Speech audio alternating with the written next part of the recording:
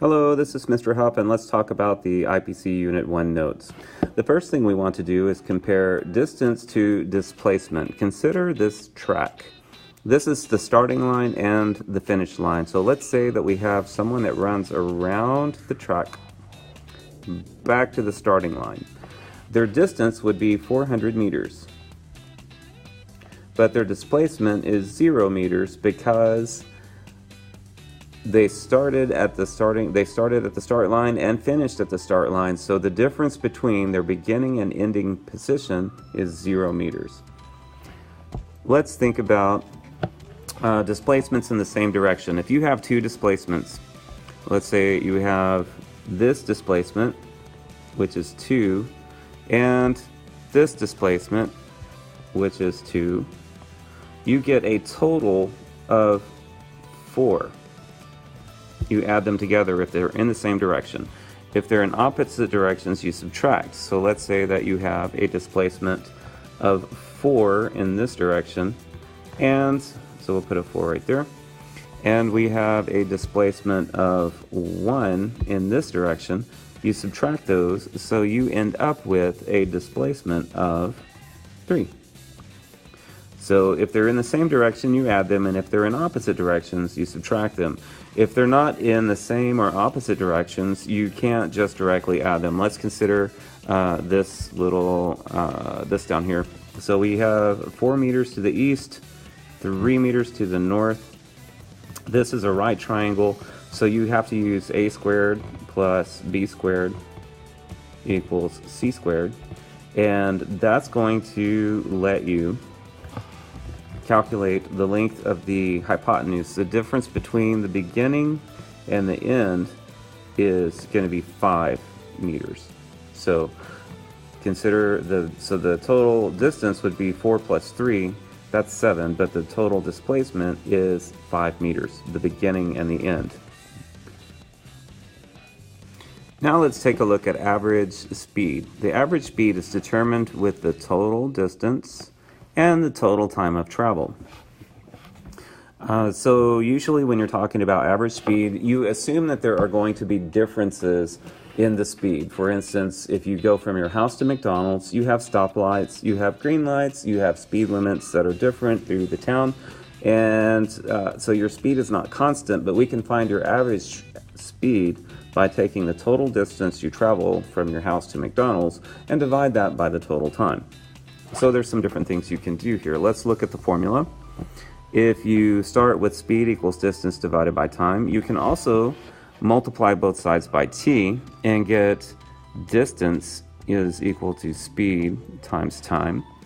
And then using this formula, if you wanted to solve for the time, you can divide both sides of this formula here by s, and you could have t is equal to distance divided by speed.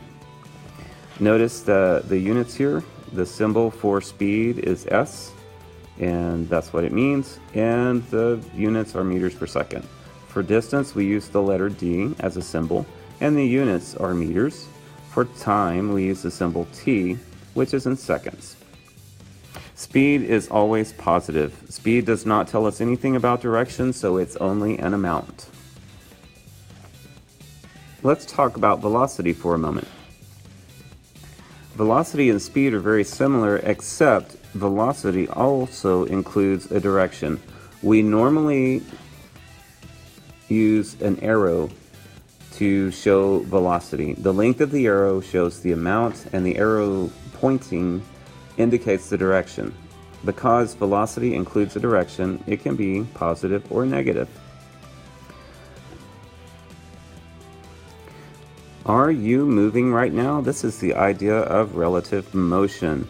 If you look around the room, it doesn't look like you're moving if you're sitting in a chair. However, if you think about the planet Earth, it is moving. The Earth is rotating, and it's going around the sun, and the sun is moving in the Milky Way, and the Milky Way galaxy is moving. So yes, in that sense, if you were to look at the look at you from outside, from outer space looking at the Earth, you're obviously moving because the whole Earth is moving. But if you look at yourself just inside this room, you don't see any motion.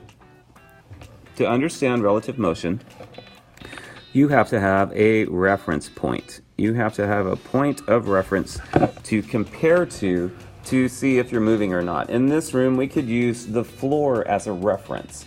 And we could say if someone's standing still, they would be standing still when we compare them to the floor. If they were walking up and down and left and right, then we could compare them to the floor to measure how far they moved and how fast they moved. That's the idea of relative motion. You have to really describe motion, you have to have something to compare it to, a reference point. Momentum is mass times velocity, and really what it means, if something has a lot of momentum, it's hard to change its motion. Think about a football player. If this guy was running at you, he would be hard to make him change his motion. He's running in a straight line. It's going to be really hard to keep him to do anything other than go in that straight line. And the thing about momentum is things with a high mass, even if they're not moving very fast, they have a lot of momentum and they're really hard to stop. Think about a train. If a train runs over a car because the car didn't pay attention to the crossing bars coming down and the train hits the car, it takes a long time for the train to stop because they're very, very heavy. Sometimes it could be like half a mile, and it just holds the car in front of the train usually until the whole thing comes to a stop. It's probably very scary inside the car. Another kind of momentum you could have is if it has a really high velocity. Think about a bullet. A bullet doesn't have a lot of mass, but it has a really high velocity. Many bullets go beyond the speed of sound, supersonic. And when you have a small amount of mass going at a high velocity, it's really hard to make that motion stop or change that motion. So that also has a really high momentum. So you can have a high mass or a high velocity and have a high momentum. In class, I showed a video of a ping pong ball versus a watermelon, and we showed how if you shoot a watermelon with a ping pong ball going the speed of sound, the watermelon is going to be busted into a million pieces, and it's going to spray watermelon for about 20 feet in every direction, even though it was just a little lightweight ping pong ball that hit it. Now let's talk about the formula for momentum. When we talk about momentum, we use, oh, that's not what I wanted to do. Let's use a pencil. Okay. When we talk about momentum, the symbol we use is P. I don't know why we use a P. I have a hypothesis, but it's not proved. But we're going to use P to represent the word momentum. And the units are going to be kg dot or asterisk m over s. This is kilograms times meters per second. We're going to use the letter M to represent mass, and it's always going to be measured in kilograms. And for velocity, we'll use the letter V, and that's always going to be in meters per second. So sometimes you'll have to do some conversions from grams to kilograms or maybe kilometers to meters. I will always try to let you know that you have to do a conversion if that's the case. Because it has a velocity in the equation, that means that momentum can be positive or negative because it will have a direction.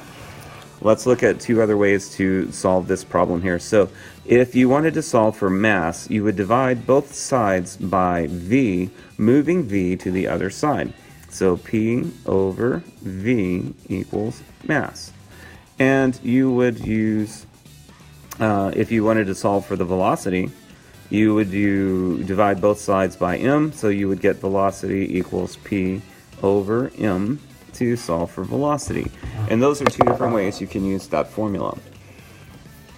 For acceleration, it's the rate of change of velocity. So if an object is changing velocity, then it is accelerating. And there's really a couple of things that we can change about velocity that cause acceleration. It has to do with how fast something is moving, and it has to do with the direction that it's moving. So how fast, and you can change direction. And acceleration, because it has velocity in it, because it's related to velocity, can also be positive or negative. So just to reiterate, acceleration occurs when an object changes its speed or velocity, its direction, or both. If the acceleration and the velocity are in the same direction, the speed is increasing. This is like hitting the gas pedal. in your car. So if you're speeding up, your acceleration and your velocity go in the same direction. If your acceleration and your velocity are in opposite directions, it's like hitting the brakes. So that's two kinds of acceleration talking about straight lines. Also, if you change direction, it's an acceleration. Let's look at this diagram over here. You have a merry-go-round. So we have this merry-go-round here, and it's going counterclockwise. And what's happening is the wheel is pulling the horses on the merry-go-round toward the center. So look at the word, the centripetal acceleration. Do you see the word center in centripetal acceleration? That means that the acceleration acting on this merry-go-round is from the outside to the inside. An acceleration is center pointing. We represent centripetal acceleration with an A with a tiny c subscript. The subscript describes the acceleration, so centripetal acceleration, and it's to the middle. Notice the velocities here. I want to point this out. The velocity on this side is positive, and the velocity on this side is negative. It's going the opposite direction. So we do have a change in direction, even though the velocity value, the amount, is the same the whole time. And we can look at this one down here. This is the centripetal acceleration here. The string is attached to the ball, and as it spins around, the string pulls the ball into a circle. If the string breaks, then the ball is going to fly off in a straight line at that speed, whatever the speed it is going when the string breaks. Last part of the notes.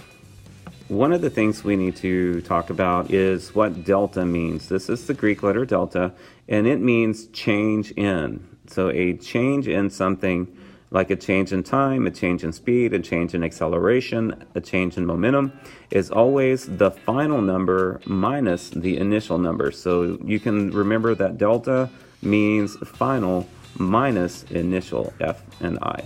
So if we look at this formula chart here, acceleration is represented with the letter A, and its units are meters per second. The final velocity is represented with a V with a little f, final velocity, and it's given to us in meters per second. Initial velocity is represented by VI, initial velocity, and it's measured in meters per second as well. The time is represented with T, and it's in seconds. These are the two formulas, and they mean exactly the same thing. Acceleration is equal to the final velocity minus the initial velocity, that number divided by the time it takes for that to happen. Another way to write that is the acceleration is equal to the change in velocity, which is the final minus the initial, divided by the change in time, the final minus the initial. So here are 10 questions, and I would like you to answer these 10 questions on the left side of your interactive notebook. Number 1 through 9, answer them all. And I want to talk about number 3, the distance time graph. Consider this distance time graph. So on the y-axis, we have distance in meters, and on the x-axis, down here, we have time in seconds. So what that means is as time goes by, the distance on this graph is increasing. So the longer we wait, the further away the object is.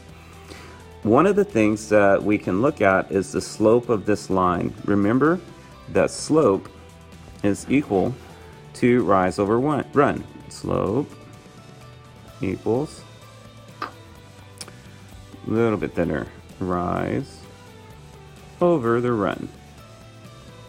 It's also equal to the change in y over the change in x. And in this case, it is the distance divided by the time. And remember that our formula for speed is distance over time. So if you look at this, this slope is telling us the speed. That's something that you can get from this graph. We'll talk about slopes and area under curve and that sort of thing later in this class. So that's all for the notes. Thanks for watching. Have a good day.